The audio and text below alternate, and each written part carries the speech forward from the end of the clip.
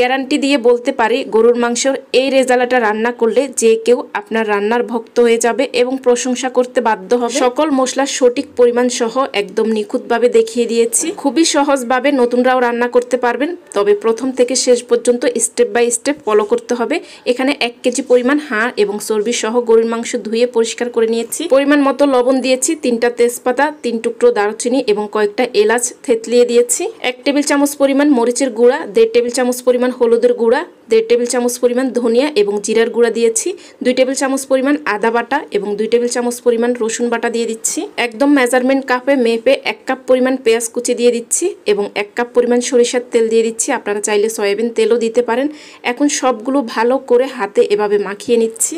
চাইলে আধা ঘন্টার জন্য রেস্টে রেখে দিতে পারেন। আমি এখন চুলায় বসিয়ে চুলার আঁচটা কমিয়ে কিছুক্ষণ ঢাকনা দিয়ে রেখে দিয়েছি, তবে কোনো পানি দেইনি। এই যে কষিয়ে কষিয়ে বেশ কিছুক্ষণ রান্না করে নিচ্ছি। যখন তেল উপরে উঠে এসেছে তখন আমি 2 কাপ পরিমাণ ফুটন্ত গরম পানি দিয়ে দিচ্ছি।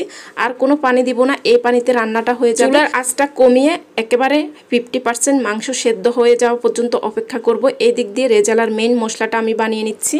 এখানে আমি 2 টেবিল চামচ করে বাদাম, কিশমিশ এবং পেঁয়াজ বেরেস্তা নিয়েছি। 3 টেবিল চামচ পরিমাণ টক দই, 1 চা চামচ পরিমাণ জয়ত্রী, 2টো বড় এলাচ, কাঁচামরিচ এখন একসাথে ব্লেন্ড করে নিচ্ছি। সামান্য একটু পানি দিয়েছি সাথে। এই মশলাটা বানিয়ে দিলে রেজালার আসল স্বাদ পাওয়া যায়। এই যে মাংসটা কিন্তু অনেকটাই মাখা মাখা হয়ে এসেছে, এই পর্যায়ে আমি এই মশলাটা দিয়ে দিচ্ছি। এই মশলাটা দেওয়ার পরে চুলার আঁচটা বাড়ানো যাবে না, তবে কিছুক্ষণ পরপর নেড়ে দিতে হবে, না হলে নিচে লেগে যাবে। যেহেতু বাদাম দেওয়া আছে, বেশ কিছুক্ষণ ঢাকনা দিয়ে নেড়ে চেড়ে রান্না করে নিয়েছি। এখন কিন্তু মাংসটা একেবারে সেদ্ধ হয়ে গিয়েছে। এই পর্যায়ে আমি 1 টেবিল চামচ পরিমাণ চিনি, 1 টেবিল চামচ পরিমাণ গুঁড়া দুধ, 1 টেবিল চামচ পরিমাণ ঘি দিয়েছি এবং কিছুটা পেঁয়াজ বেরেস্তা দিয়ে দিচ্ছি। রান্নাটা কিন্তু হয়ে এসেছে। কয়েকটা কাঁচামরিচ দিয়ে ঢাকনা দিয়ে চুলাটা বন্ধ করে দিয়েছি। ঢাকনা দিয়ে কিছুক্ষণ রেখে আমি এখন সার্ভ করে দেখাচ্ছি কতটা লোভনীয় হয়েছে। এতটুকু গ্যারান্টি দিয়ে বলতে পারি যে কাউকে রান্না করে খাওয়াবেন সবাই আপনার প্রশংসা করতে বাধ্য হবে এবং রেসিপি জানতে চাইবে।